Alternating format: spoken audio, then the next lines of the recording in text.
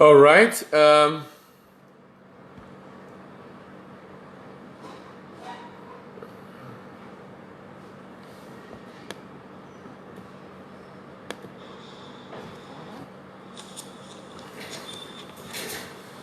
right. I think the audio is okay now. I don't know what happened to the audio before. Adeshan Adewale, thank you very much for pointing that out, because I will have just been speaking. I'll have just been speaking to the air, thinking that I'm heard, unknowing that I'm not really heard. You know. Okay, very good. Very good that the audio is out now. Sorry, the environment where I am is dark, so if you are not seeing me clearly, don't worry. We are working on the power. The power will soon be on, and then that will be sorted out. Good evening. My name is Dele Ayimibo, and this is Import Export Platform Facebook Live from 3 Pest Trade Academy. My name is Dele Ayimibo. And I will continue the conversation we started in the morning on the factors that influence internationalization. The factor that influence internationalization. The factors that influence internationalization. The first one I mentioned was the size of the firm. The size of the firm. And I said the larger a firm is, the higher the chance of going international. That when a firm is big, the chance that they want to go into international market is higher than when the firm is small.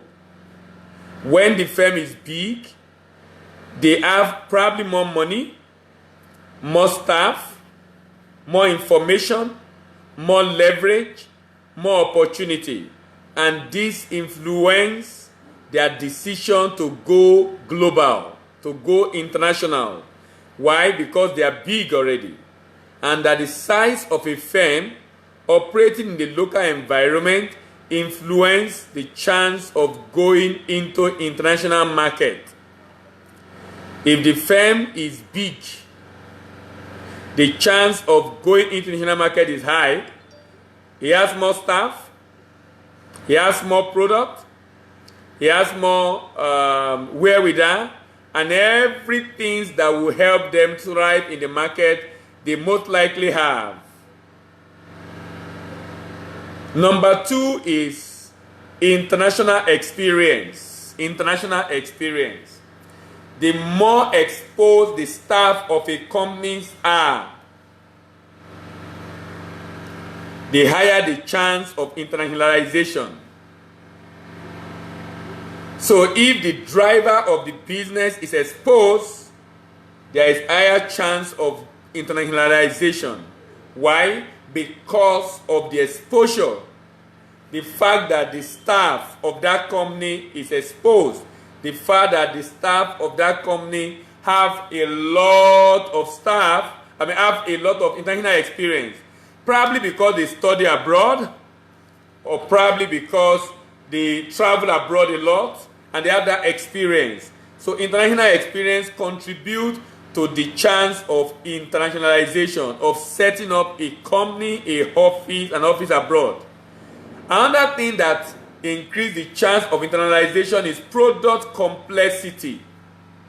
If the product is very complex, that means the product cannot be easily copied.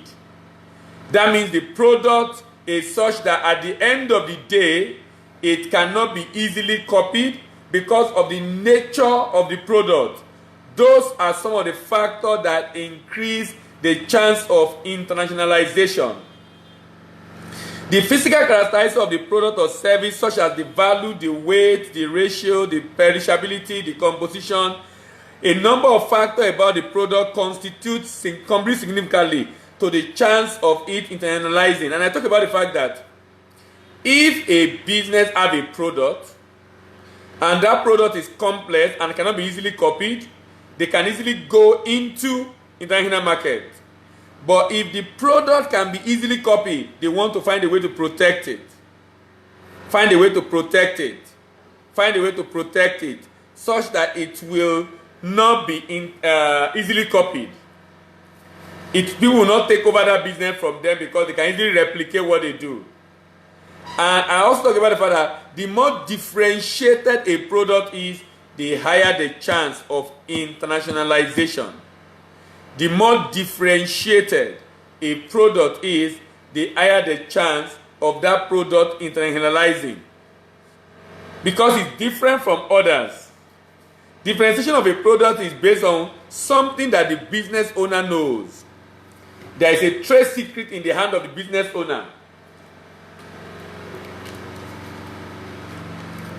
That's why they are able to create a product that stands out in the market.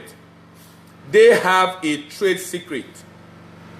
They have something unique and something different that make it easier for them to internationalize. Internationalization is the process of setting up a subsidiary in the export market, setting up an office in the export market, going beyond the export mode, going beyond the partnership mode or intermediate mode, and going to the higher mode, hierarchical mode, investment mode, which is called the internationalization.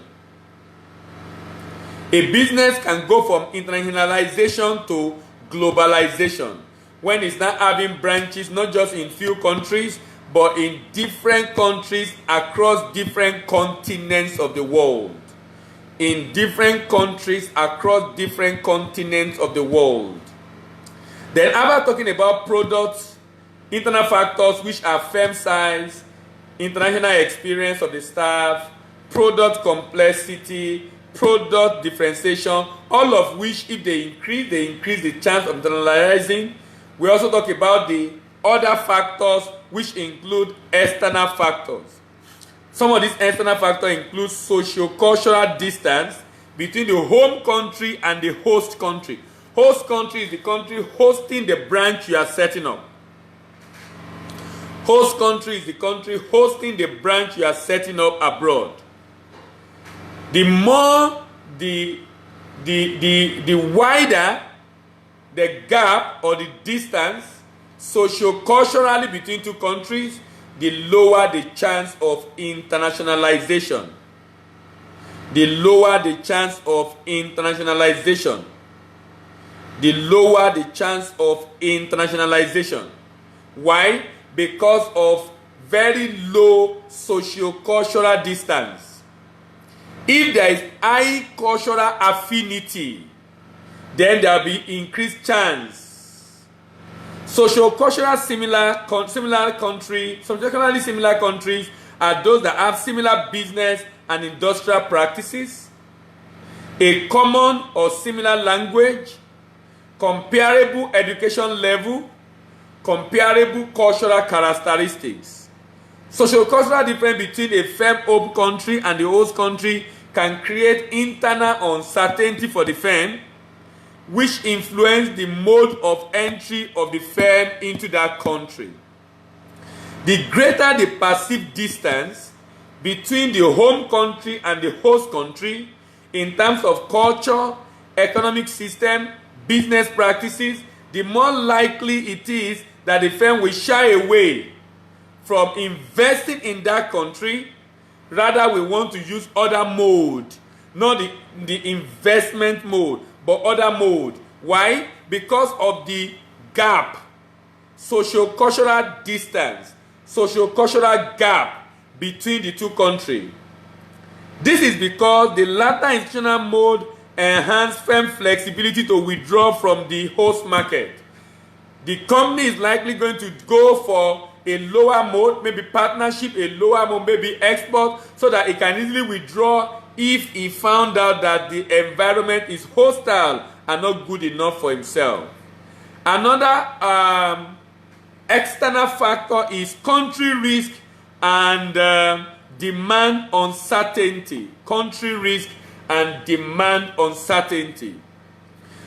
The riskier a country is, the lower the chance of going there to set up. The more uncertainty experienced in the research of the market demand for that product, the higher the chance of withdrawing from internationalizing and setting up a branch in that market. Foreign markets are usually perceived as riskier than domestic market naturally, because you are already used to your domestic market, and when you want to go for an export, an external market, you already see obviously this is a riskier option. The amount of risk the firm faces is a function not only of the market itself, but also of the method involvement there. The method of involvement there. In addition to its investment, firm risk inventory and receivables. Why? Because if you invest and then there's a risk, having invested, then his inventory is kept for long because no demand, or he has sold, receivable is protracted. These are challenges that people face that influence the decision they make in entering into a market. When planning its method of entry, the firm must do a risk analysis of both the market and its method of entry. I've said this severally. One of the reasons why people make mistakes, do this business and run away, is because many people don't take time to get knowledge, adequate information about the market they are trying to go into. When country risk is high, a firm will do well to limit its exposure to such country.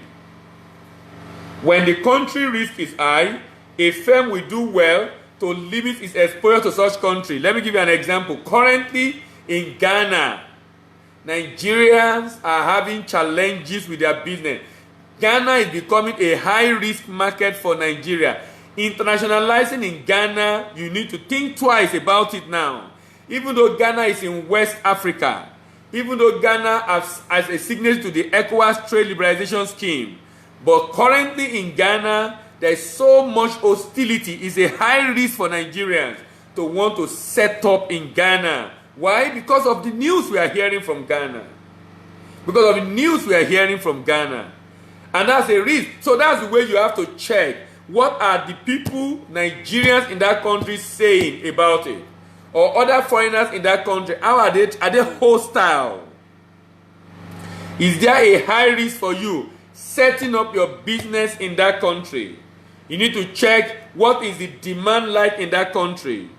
A country with unpredictable political and economic situation is a high-risk country, and you don't want to set up in that kind of environment. So to internationalize, there must be adequate assessment of the risk of the export market. Adequate assessment of the risk of the export market to be able to take an informed decision about that market. Unpredictability in the political and economic situation of a host market increases the perceived risk and demand uncertainty experienced by the firm. This in turn makes firms less inclined to enter the market with entry mode, requiring every resources commitment. On the other hand, flexibility is highly desired. Flexibility is highly desired. Another factor in entry into that market is the size, market size and growth. Market size and growth. Country size and rate of market growth are key parameters in determining the mode of entry. In determining the mode of entry into that market. The larger the country and the size of its market, the higher the growth rate, and the higher the growth rate, the more likely a management will commit its resources to develop that market for its product. If the growth rate is high for that market, if the market size is high for that market, the chance is high. Retaining control over operation provide management with direct contact and allow you to plan and direct market development. Why? Because of the rate of growth, you want to set up so you can have control in that market. If the market is small, it will be discouraging. You will now be analyzing, is it worth the while? Is it worth our time? Is it worth the effort? Is it worth the resources? Those are the questions you will need to ask yourself and check from time to time to be sure that this effort you are putting in is worth it in the first place. So it will not be a labor loss. The size of the market is critical. Smaller market, on the other hand, especially if they are geographically isolated and cannot be serviced efficiently, such a market tends to discourage anyone that wants to go into the market. The market tends to discourage anyone that plans to go into the market. The next one is direct and indirect trade barriers. Direct and indirect trade barriers. Direct and indirect trade barriers. Direct and indirect trade barriers are very, very important and germane. Direct and indirect trade barriers. You know, countries have a way of saying they will talk to you as if they love you, they want to come and do business with them, but they will put up indirect trade barriers. For example, if you need a license to sell the product in their country, if their own citizens apply, they can get approval in 3 weeks. If other citizens apply, they might not get approval in 3 years. Why? They are trying to protect the market. And they are creating a barrier.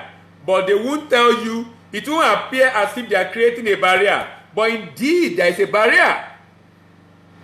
Indeed, there is a barrier. A very serious barrier at that. And this barrier becomes obvious to you. This barrier only becomes obvious to you, especially when you have entered. Because beginning, it might show as if, no, there is no barrier. At the beginning, it might show as if, no, there is no barrier. But along the line, you now realize that there is indeed a barrier. These are indirect barriers. Indirect barriers. So do your investigation to know. The higher the indirect trade barriers in a market, the lower the degree of internalization in that market.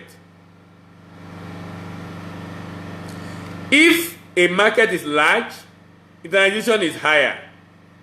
If the direct and indirect trade barrier is high, internalization is low.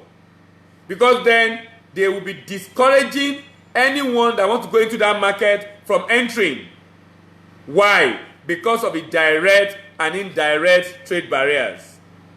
Intensity of competition.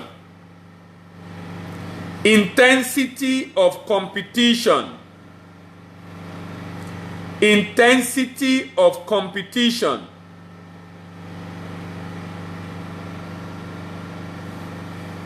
Sometimes, before I go to competition, sometimes if the trade barrier is there, that might also discourage other competitors from coming in. So that means if you are able to get in and you have a way of getting the license or quota, because of the chance of you getting the license or quota, that might increase actually the desire to want to internationalize. But for SMEs, sincerely, it might be a bit challenging. That might be a discouraging factor. Intensity of competition. If the competition is high, that affects the degree of internationalization. If the competition is high, that affects the degree of internationalization. If there are so many people competing for small space in a country, why would you want to go also and be competing for that small space? What would you like to do? You want to find a way, you want to go to a market where there is less intense competition. If the competition is intense, sincerely, it discourages internationalization. If competition is intense, it discourages internationalization. Why? Because with competition means you have access to small market. Small market. Very, very small market. Because there's so many people in that country that want to do the same thing you want to do. So many people in that country. Because of the many people that want to do the same thing you are doing in the country, it discourages you, because that means you will need a lot of work, a lot of effort to be able to internationalize. And if you are doing well in your local market, what the next thing you don't want to do is to increase your competition. I mean, if my local market already, I have enough people in my local market, why would I want to go and struggle in an export market? So if the chance that I will get more market is high, of course I will go to such a market.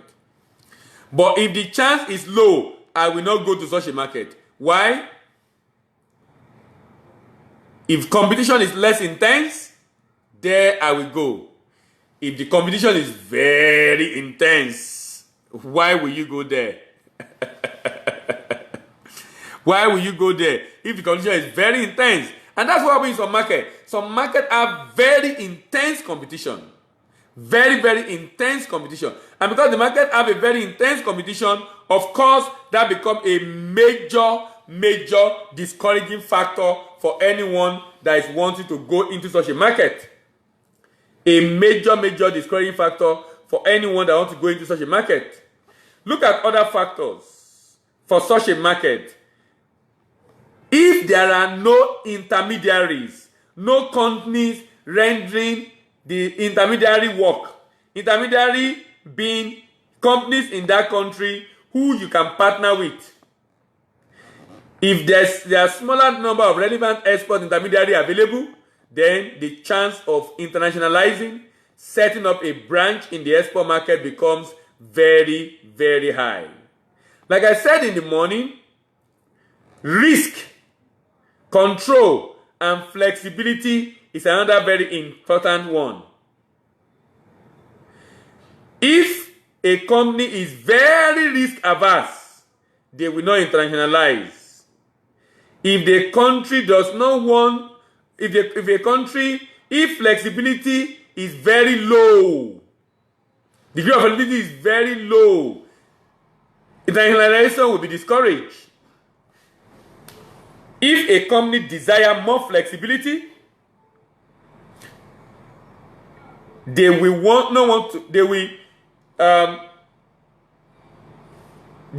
to, for example, okay, if I am doing export mode, that means I'm not setting up in the export market.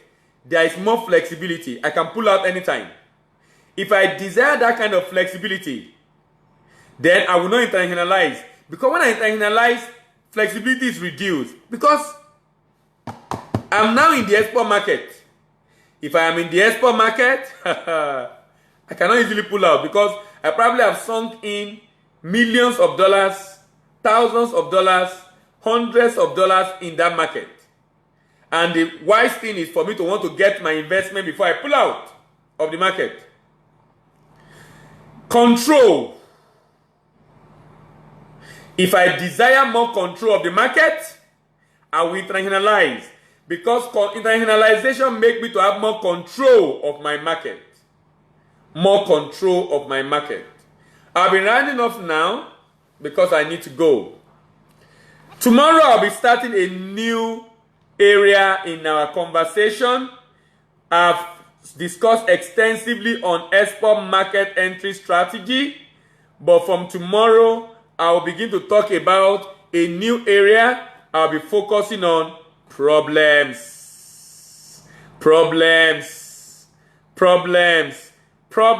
that confront a typical exporter. Challenges of export. I'll be looking at challenges of export business, especially when you are doing where you are doing value-added product.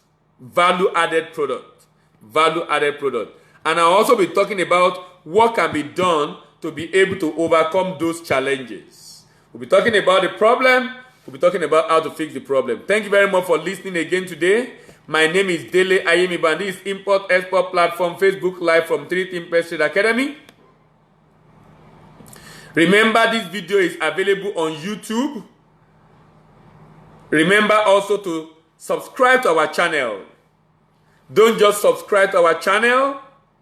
Like the videos, share the videos, and click on notification button so you can know whenever we post a new video for you.